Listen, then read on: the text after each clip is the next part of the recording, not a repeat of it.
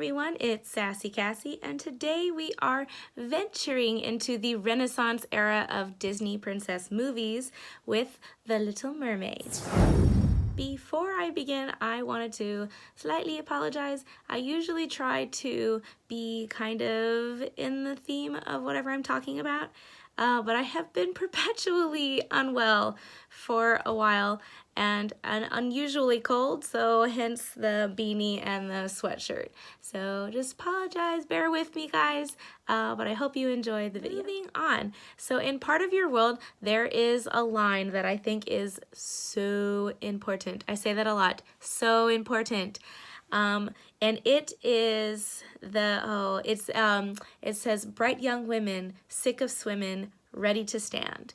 And that is so important because it's showcasing that she considers herself to be a smart girl, that there's probably lots of smart girls or young women out there who are sick of just splashing around and looking pretty. They want to stand up tall and learn something. You know, this is, I think, the most important quality about Ariel is that she has curiosity. She is curious about everything around her, and it's great. Like, everybody should be curious, you know. Curiosity is the reason, like, we learn the difference between good and bad. It's how we find out what we like, what we don't like. You try something and you discover. And you do all of that through curiosity. So the next sequence of events, from basically Part of Your World to the point where she gets turned up to a human, is mostly Sebastian and Triton telling her, like, being naysayers, saying you can't do this, you can't do that, you can't love a human, you can't, you know, it's forbidden. And she just, you know, her curiosity is telling her why. And this is a very important like theme I think some movies have, is where a character or the main character questions the authority figure, because sometimes rules and regulations are made in a time when they might be important, but they may not always be relevant as time goes on. And I think that's great about Ariel, is that she questions the validity of why this law, why this rule is still a rule, because there might be something also more. Great about the sequence, the montage of Prince Eric showing her around the kingdom, is that she, again, is showing her curiosity for things. She's looking at everything, pointing at everything, just jumping up and down, excited, really looking at everything. Even, I think my favorite part is when they're in the carriage and she, like, flips upside down, is looking at the wheels and the horse, you know, walking, because she's just curious about how everything works. Because ultimately she has full faith that she can get Prince Eric to kiss her in 3 days, but also, you know, she's not even sure. Maybe she's not going to get a chance to see everything again. She's got to see everything. She's got to know everything. And I just think it's great. The sequence of events is when they discover that Vanessa is actually Ursula. And I think this part is so important. It's so great because this, you see Ariel, she looks out at the ship far away, and she sees the sunset beside it, and she's remembering what Ursula said, before the sun sets on the 3rd day. And she immediately jumps into the ocean and tries to swim for it, because in her mind, the sun hasn't set yet, so she still has a chance to save him. Because even if she's not going to end up with him, even though they know now that the bride is Vanessa / Ursula, she still is determined that she can make it, that she has to do something.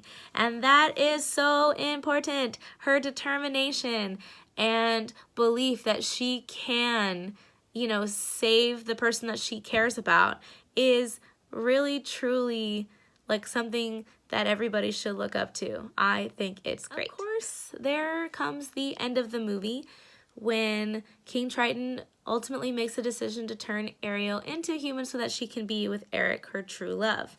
And it's great because he sees through his daughter and Eric that love is important, and that love is we learned that love is the key to understanding. I mean, King Triton literally called humans barbarians in the beginning of the movie. He does not like them. He does not wish to know them or understand them just because they're different than he is. And he sees through Ariel and Eric that just because you're different doesn't mean that you can't understand one another. It doesn't mean you can't love each other. And that's so great. Teaches us to be curious about things from other cultures. And we learn that sometimes you have to immerse yourself in that other culture or that other race to understand them. And that's okay. Like, it's okay to want to immerse yourself in somebody else's culture and their ways. I think this movie, I mean Ariel, but like this movie is so important because you learn how to be kind to other people. And that's, in this world, in this day and age, I think that's so crazy important to understand that it's okay to be different. It's okay to have differences. It's okay to be curious about other people's differences. And then, it's just, I mean, okay, I'm back. It's great because it teaches you, just because others feel a certain way about other people doesn't mean you need to feel that way. And that is truly important and truly great about Ariel / The Little Mermaid. I'm sorry for all of you people who seem to think that Ariel is just in it for the prince, but she's seeing part of your world before she met Prince Eric, or I guess saw Prince Eric. And so, like, this is significant, one, for all you naysayers, because she was obsessed with humans way before she ever met Eric. Like, it took her a long time to make this collection. So, yeah,